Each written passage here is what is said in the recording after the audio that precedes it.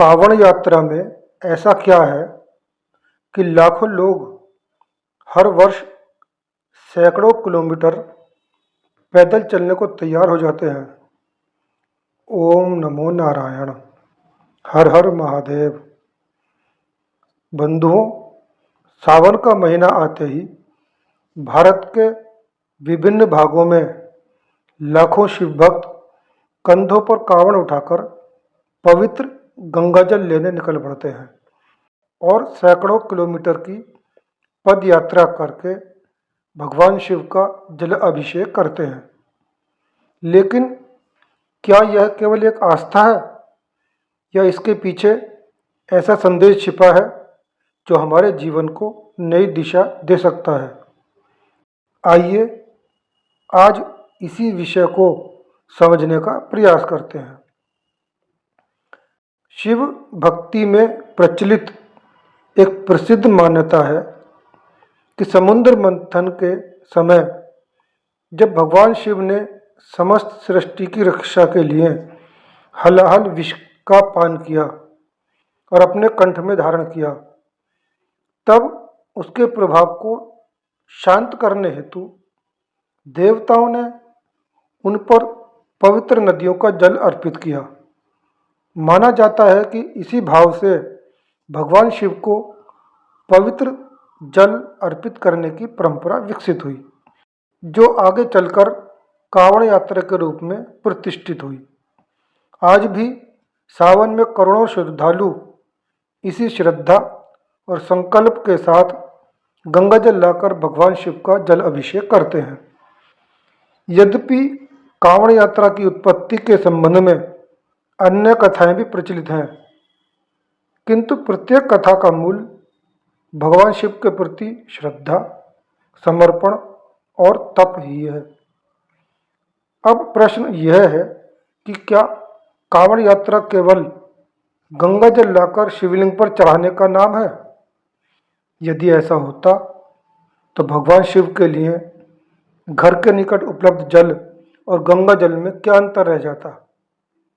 वास्तव में भगवान शिव को जल की आवश्यकता नहीं है। आवश्यकता है उस भाव की जिसके साथ वह जल अर्पित किया जाता है।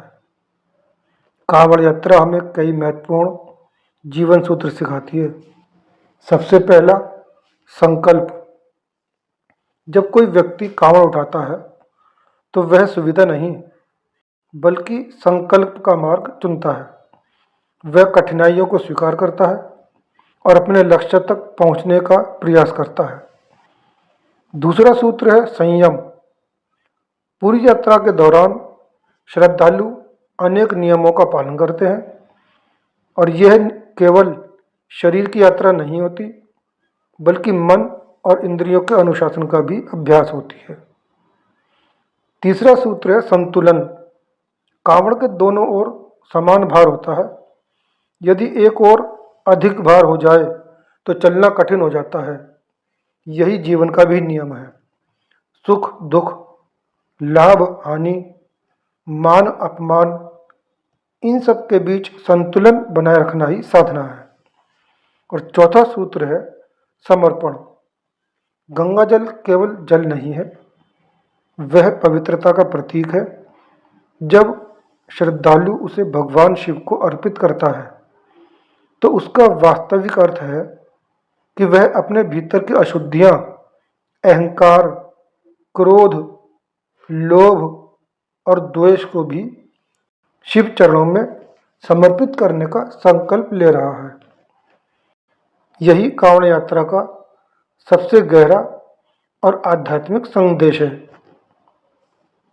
यदि यात्रा केवल प्रदर्शन, प्रतियोगिता या बाहरी उत्सव बनकर रह जाए तो उसका वास्तविक उद्देश्य अधूरा रह जाता है। लेकिन यदि यात्रा के बाद हमारा व्यवहार थोड़ा अधिक शांत हो जाए, हमारा स्वभाव थोड़ा अधिक विनम्र हो जाए और हमारी वाणी थोड़ी अधिक मधुर हो जाए, हमारे भीतर सेवा तथा करुणा का भाव बढ़ जाए, तब समझिए कि कांवड़ यात्रा सफल हुई। इसलिए चाहे इस परंपरा की प्रेरणा किसी भी कथा से मिलती हो, उसका वास्तविक उद्देश्य आज भी वही है, अपने भीतर के विष को शिव चरणों में समर्पित करके जीवन को शीतल, पवित्र और संतुलित बनाना। अंत में केवल इतना ही कहा जा सकता है कि भगवान शिव को जल से अधिक हमारा निर्मल मन प्रिय है। कांवड़ यात्रा का उद्देश्य केवल गंगाजल शिवलिंग तक पहुंचाना नहीं है, बल्कि अपने भीतर के विष को शिव चरणों में छोड़कर आना है। इसी संदेश के साथ सभी को ओम नमो नारायण, हर हर महादेव, बम बम बोले।